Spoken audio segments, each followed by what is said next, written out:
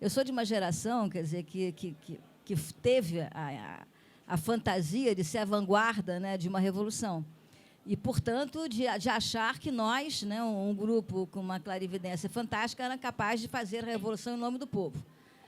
E, obviamente, quer dizer, tem um pouco a ver com isso que ela falou sobre a questão do artificialismo. Quer dizer, eu acho que seria extremamente artificial eu hoje me colocar como vanguarda de um grupo de mulheres da Baixada. Tá?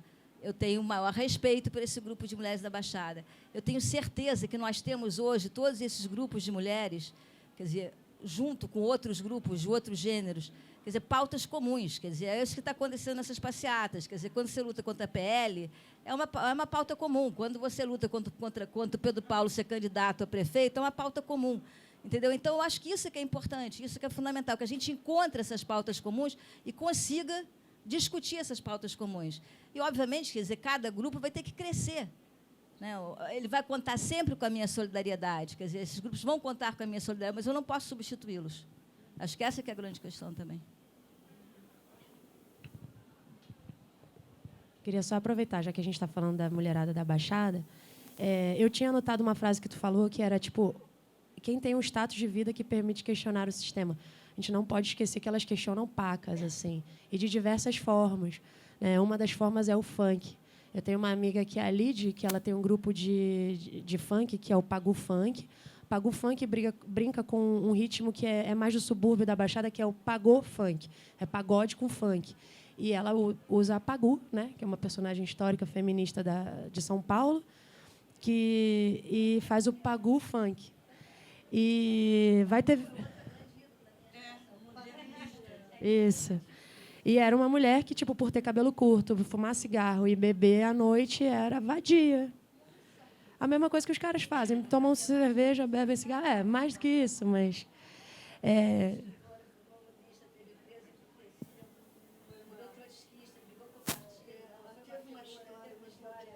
Sim, claro. Não, desculpa, não quis apagar Pagu. Ao contrário, super fã. S2 Pagu.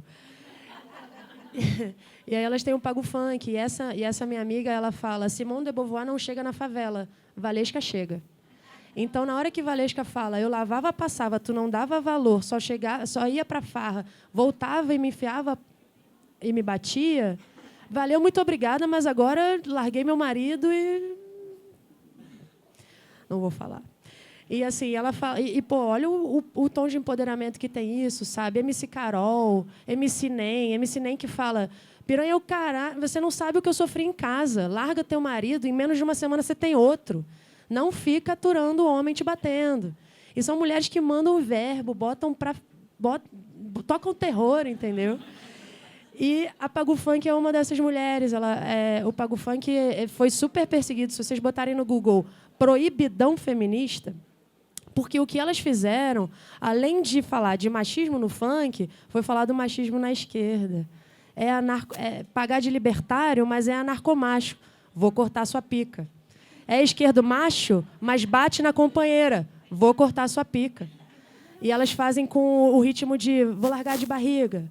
Vou largar de barriga. Ninguém nunca ficou boladão com vou largar de barriga, né? Largar a novinha de barriga, tudo bem. Cortar a pica do cara que bate na esposa, calma aí. Terrorista. A Dilma também é terrorista, de repente, né? E amanhã, largar de barriga é engravidar e picar mula. Então fala, vou engravidar... O cara fala, né? Funk machista. Vou engravidar a novinha e vou largar de barriga. Não adianta nem vir atrás, né? E aí ela usa o mesmo ritmo. E a Pagu Funk está completando 2 anos, vai fazer uma festa em Duque de Caxias, uma festa livre e aberta na Praça Humaitá, que começa às 4 horas da tarde. Eu vou estar lá, vai estar uma mulherada braba, aconselho, vão, que é incrível. Tá ligado? Alô? Parabéns. Hello, obrigada. Não tá ligado. Ah, tá ligado. Posso falar? Eu fiz questão de abrir o evento porque você falou que a pessoa que falou isso era uma mulher, né? Eu quis até confirmar, porque eu acho que essa é a questão mais importante. A questão do meu amigo secreto e meu primeiro assédio, eu percebo entre os meus amigos homens que fala com eles no sentido deles começarem a olhar para o lado e falar, poxa, realmente está errado. Agora, a gente vê que as próprias mulheres, muitas delas têm um sentimento, não é nem chega a ser machista, mas chegar e atacar o outro grupo feminista é querer dividir e enfraquecer o movimento, em vez de todo mundo se unir. E aí vem a questão empodere duas mulheres, né? E aí, isso que eu acho muito mais difícil, você conseguir fazer com que a sociedade feminina olhe para si e fale, poxa, que legal, eu tenho amigas meninas, ou... Porque, assim, eu vou falar por experiência própria. Eu fui doutrinada, quando eu era criança, a pensar que as meninas eram minhas inimigas, que iam falar que eu estava gorda, que iam puxar meu cabelo. E é sempre um nicho de competição. Até mesmo com o próprio movimento feminista, há uma competição. É, de novo, tratar as mulheres como competidoras entre si, em vez de chegar e falar, cara, você é minha amiga, sabe? Vamos lutar juntas. E isso é uma questão muito importante. E eu fui numa palestra semana passada sobre a consciência negra. Eu achei muito interessante, porque falaram que só tinham 3 desembargadores negros no TJ. E aí, um rapaz negro da plateia, ele falou que ele já tinha sido autor tanto com juízes brancos quanto negros, e ele era negro, né? E os juízes negros, eles foram muito mais carrascos. Há meio que uma... Como eu posso falar? Eles são, entre aspas, preconceituosos, porque olham falando assim, se eu conseguia ser negro e estar aqui hoje em dia, você deveria também, sabe? E eu vejo isso no movimento feminista. A questão de querer dividir o movimento, enfraquecer, falando, mas tinha que ser na Baixada. Em vez das pessoas brigarem e ter raiva disso, as pessoas deveriam falar, gente, são pessoas que foram doutrinadas a vida toda, assim como eu, a ter uma competição muito grande entre si, as mulheres. Então, é ter mais paciência e tratar com mais amor e tentar unir mesmo, do que criar esses nichos de competição. Eu vejo. É isso. Queria comentar isso. Posso falar?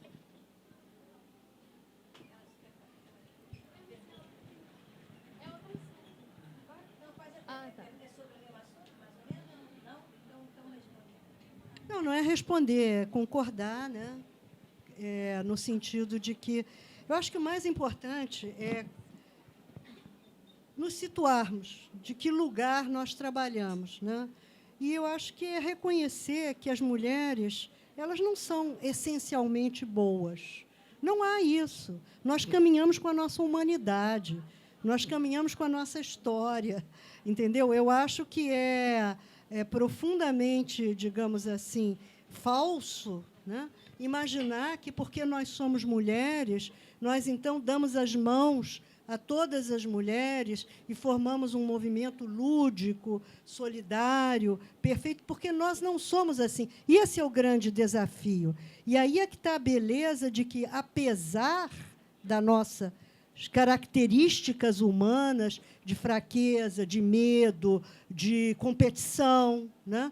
Nós conseguimos, e as mulheres, quando eu estou dizendo nós, não estou me referindo a mim, pessoalmente, eu estou me referindo a mulheres que, historicamente, ao longo da história, né, têm nos precedido, estão hoje presentes aqui, em Madureira, em Mauá, e que estão lutando apesar de. Né? Então, acho que é muito importante essa humildade de reconhecer.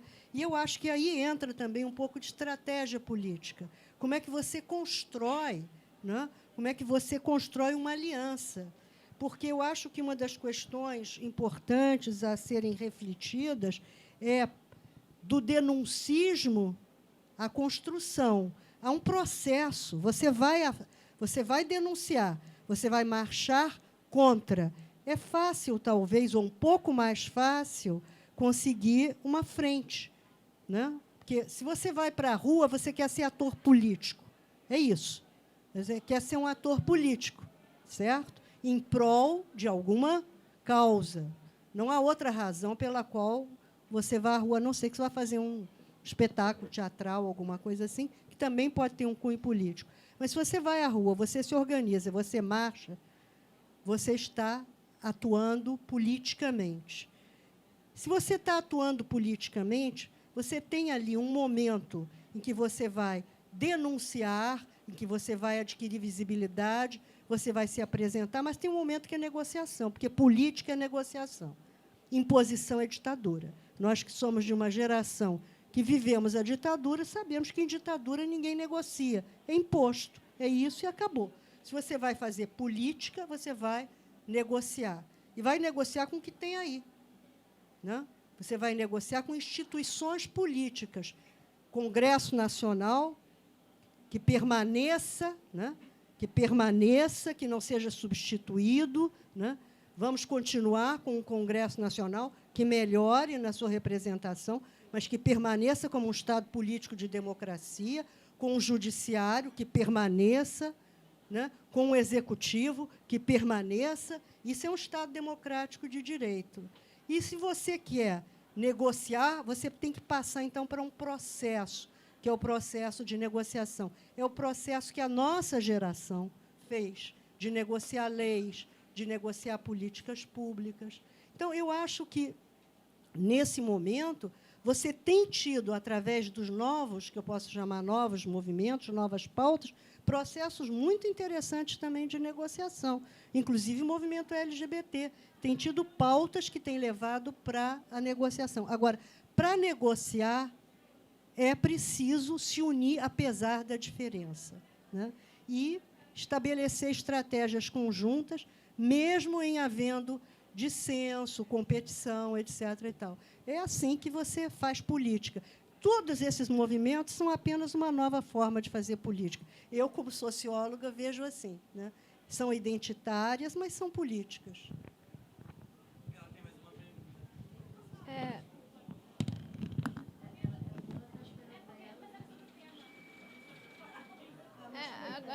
É porque a sua fala acabou terminando onde a minha... Acho que sua fala acabou terminando onde a minha ia começar.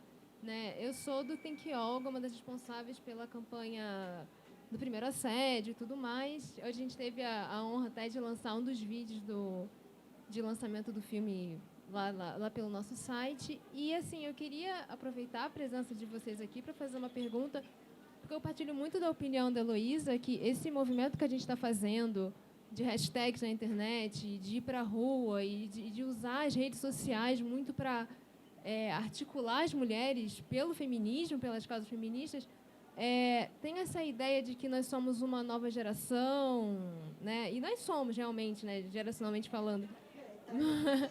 Mas eu acho que a luta é a mesma, né? Muitas pautas são as mesmas ainda. A gente está aqui falando do que é discutido desde a Simone de Beauvoir. Então, eu queria saber, assim, a opinião de vocês sobre como a gente que está nesse momento pode se aproximar e como vocês enxergam o futuro também. Porque vocês já viram muita coisa que nós não vimos. E agora a gente parece que está inventando a roda, lutando contra coisas que vocês já estão vendo há muito tempo. Então, eu queria saber quais são as perspectivas de vocês vendo o que está acontecendo hoje. Você quer acrescentar alguma coisa nisso? Não? Ah, tá.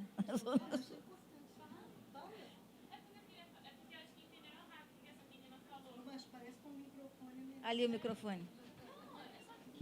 Eu vi essa publicação falando da... tinha que ser no Leblon. Eu acho que entenderam como se ela estivesse querendo falar que o que a gente está fazendo aqui hoje significa menos do que lá. Eu acho que não é esse ponto. O que ela quis dizer é que, querendo ou não, para alguém que mora na Zona Sul, é muito mais fácil ela ter contato com o feminismo do que alguém que mora na Baixada ou na Zona Norte. Eu moro na Tijuca e, tanto é que brincam, o tijucano fala que a gente é a Zona Sul da Zona Norte. E eu, como tijucana, eu ainda sei que eu sou privilegiada porque a gente tem a UERJ lá. E grandes debates acontecem na UERJ. Então, para uma tijucana, é muito mais fácil ela ir na UERJ.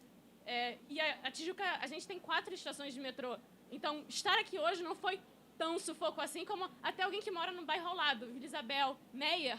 Para você vir do Meier para cá, você só tem que ir de ônibus e o ônibus que ele vai cruzar o Rio de Janeiro todo, porque ele não vai pelo Rebouças, ele vai ter que ir por Botafogo e se você então vai para Engenho Novo, pior ainda, e se você vai entrando, e aí o que essa pessoa... e aí o que essa pessoa vai ter? Ela vai fazer como? Porque não tem metrô, então ela vai ter que se meter no trem, só que trem final de semana tem ramal que fecha 9 horas, o metrô fecha meia-noite, mas você vai sair meia-noite em Maria da Graça? Complicado. Você sair meia-noite na Tijuca? Ok. Já é complicado, mas você tem essa Penha, você ainda consegue se ajeitar. Agora, a Zona Norte mesmo, e aí, eu como tijucana falo, Tijuca não é assim, é a Zona Norte, a Baixada que a gente fala, como é que essa pessoa vai estar aqui hoje? E tá, acontece que eu acho que a crítica que essa moça quis fazer na publicação é falar que a gente como movimento social, como tudo, vocês que organizam, que vocês efetivamente podem, tipo, constroem isso, para também irem para essas pessoas, porque tem gente lá, tem gente na Baixada, tem gente na Zona Norte que quer tanto quanto a gente. Então, e não é que o feminismo dela seja melhor ou pior que o nosso. Acho que, né, acho que isso não foi algo que a menina quis dizer em qualquer situação. O que ela quis dizer mesmo é que, pô, mais uma vez na Zona Sul. E aí não foi uma crítica a vocês, organizadoras. Acho que foi uma crítica mais a, tipo, poxa, como é que o conhecimento, como é que, tipo, tá tão, tipo, focado, né? Como é que o conhecimento pode ser tão elitista? Entendeu? Isso não, eu acho que não pensei que foi uma crítica a vocês, organizadoras, nem nada. Eu acho que foi mais uma reflexão, tipo, pô, de novo, né? Então, pô, a gente está construindo algo novo, a gente quer o feminismo, mas mesmo assim a gente ainda fica acorrentado nessa marra da mobilidade urbana, de conhecimento tem que ser só ali para um grupo. Entendeu? Era só isso mesmo. Desculpa. Não, imagina, tá ótimo.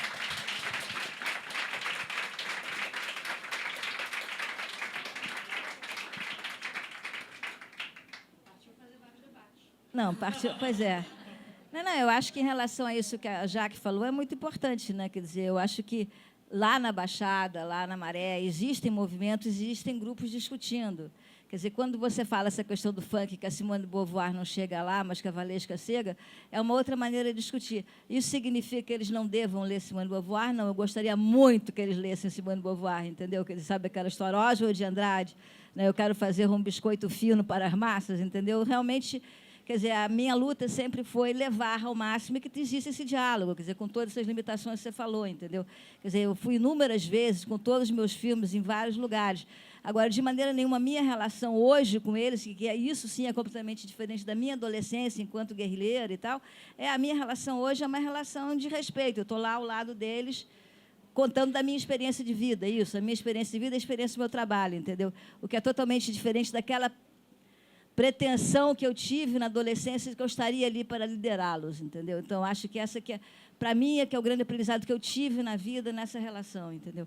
Em relação ao que você estava falando eu acho, gostaria até, se eu estiver enganada, que a Jaqueline me corrigisse, eu acho um grande avanço que vocês estão fazendo. Assim, eu nunca vi na minha vida, no Brasil, eu vi isso na Europa, eu não vi, mas vi em vídeo, o movimento feminista nas ruas. Quer dizer, quando a gente teve... quando começa, né, meio no final, meados dos anos 70, final da ditadura e tal, o que você tem são muito coletivos de mulheres. Ou então, eu me lembro, assim, movimento das mulheres pela anistia, mas de ir para a rua com uma pauta feminista em marcha, eu realmente não me lembro de acontecer isso no Brasil, entendeu? Eu acho que isso é um grande avanço. Isso aconteceu nos anos 70 na Europa e aqui não. Quer dizer, aqui a gente criou, eu fiz parte de vários coletivos de mulheres, depois de sair da cadeia. A gente tinha coletivo Mulheres de Cinema. Isso no início, final dos anos 70, início dos 80. Depois também teve uma coisa que a gente esquece muitas vezes. Né? Nos anos 80, houve um período, eu não sei muito bem, anos 80 ou 90, houve um refluxo muito grande do feminismo, quase como uma vergonha, lembra? A gente era muito visto como... Era uma vergonha ser feminista. Se olhava assim, ai, que coisa demodê, que coisa fora de moda e tal. Foi muito forte isso, num determinado momento em que foi um momento muito iupe do Brasil e tal, mas nos anos 90 isso era muito forte também, uma certa vergonha, e você tinha um movimento, você tinha os coletivos continuaram, várias ONGs continuaram e tal, trabalhando, né? Quer dizer, a CEP é uma delas, quer dizer, SOS Mulheres, várias ONGs continuaram trabalhando, e basicamente, aliás, trabalhando com periferia. A maior parte das ONGs feministas que eu conheço, que foram formadas naquela época, trabalharam fundamentalmente com periferia, esse período todo, acho que é importante dizer isso. Basicamente, em relação à questão da violência, a questão salarial, a questão de emprego, a formação de cooperativas, né? Teve muito trabalho feito dessas ONGs junto às periferias. E eu acho que assim, um grande avanço para mim, que eu vejo na geração de vocês, essa pauta ser levada à rua por uma quantidade de mulheres. Eu nunca realmente tinha visto isso, entendeu? Aqui no Brasil. E isso eu acho que é um grande avanço. E mais, quer dizer, quando eu falo da radicalização também, da questão do feminino não ficar somente, como foi no início, quando a gente começa a discutir o movimento feminista, quer dizer, a gente, eu, Jaqueline e tal, que somos da mesma geração, era uma questão muito da mulher.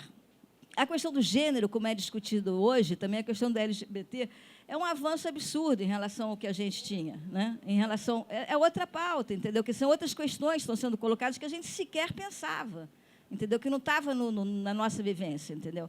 Nem nas nossas questões. Então, eu acho que tudo isso é um avanço muito grande que está acontecendo no Brasil. Respondi? Não, e o futuro, eu acredito na juventude. Eu vou repetir as palavras da Simone de Beauvoir, que é o final do filme. Eu queria só, Lúcia, dizer que o feminismo marchou, sim, mas, inclusive, eu queria honrar aqui, trazer a memória da Carmen da Silva, que foi uma grande precursora, até para mim, escrevia na revista Cláudia. Lia Carmen da Silva. Eu já marchei com Carmen da Silva, eu tive essa honra. E nós marchamos de forma lúdica. Eu me lembro que uma marcha que nós organizamos, a Carmen da Silva ia de Estátua da Liberdade e Rainha do Lar com um balde cheio de espuma que ela ia tirando e lavando as ruas, porque nós pegamos todos os estereótipos da mulher e nos vestimos dele. Eu tinha uma amiga que ia de A Outra, com todos os nomes de motel colados na saia, de braço dado com a esposa. E tinha a mãe enlouquecida, que é com a lista do material da Casa Matos, que quem é mais velha comprava material para o filho da Casa Matos, então ela tinha a lista de material na Casa Matos, ela tinha rolo, porque ela esqueceu de tirar, não deu tempo de tirar, né? E ela era, então, a mãe enlouquecida. E por aí fizemos vários estereótipos e marchamos na Avenida Rio Branco. Marchar não era fácil, né? Marchar em tempos de ditadura não era fácil também, né? Marchar em momentos em que a rua não é sua. Hoje é difícil, hoje há repressão ainda, né? Naquele momento era complicado, mas as mulheres marcharam. Agora, eu acho que as grandes marchas, inclusive organizadas pelas redes sociais, não apenas do feminismo, são desse momento atual. São desse momento, não é nem dos anos 2000, não. São desse momento. Se você começa a pegar, sei lá, a Praça Tahrir, na Turquia. E tem uma outra coisa que eu acho muito interessante, que é a questão de como que você pega um cara classe média, Rio de Janeiro, e pega um cara classe média na Tijuca, eles estão na Turquia, eles estão próximos pela música, pela roupa, pelos jogos eletrônicos, pela velocidade de comunicação, pelo vocabulário, etc. Muito mais do que talvez ele esteja próximo de uma pessoa de outra geração aqui mesmo. Esse fenômeno mundial é muito complexo, eu acho que está sendo estudado e marca muito esses movimentos, né? Agora, eu não sei o que dizer para você. Acho que é viver e aprender. A gente está aprendendo com vocês também, é uma troca permanente. Da mesma maneira, eu volto àquele tema recorrente, que as mulheres da periferia, as mulheres do subúrbio, os homens da periferia nos ensinam muito, né? E têm ensinado muito também para a gente. Mais alguma pergunta? Alguém? Comentário?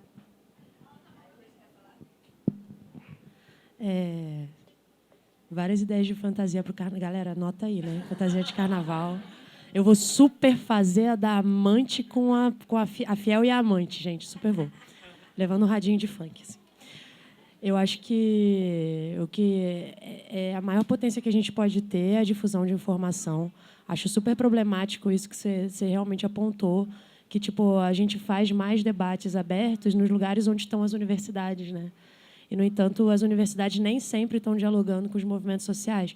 Acho que, mais do que só um movimento de quem está na Zona Sul, sair da Zona Sul, também quem está na universidade, ir para a rua, né? Isso é importantíssimo.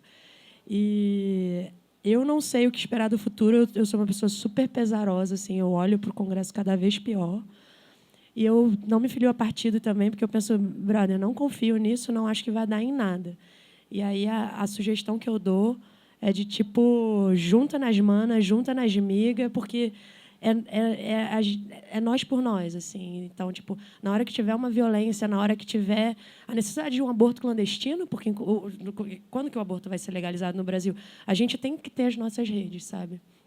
Eu acho que para resistir, para sobreviver, a única forma é tendo redes, sabe? Sempre redes.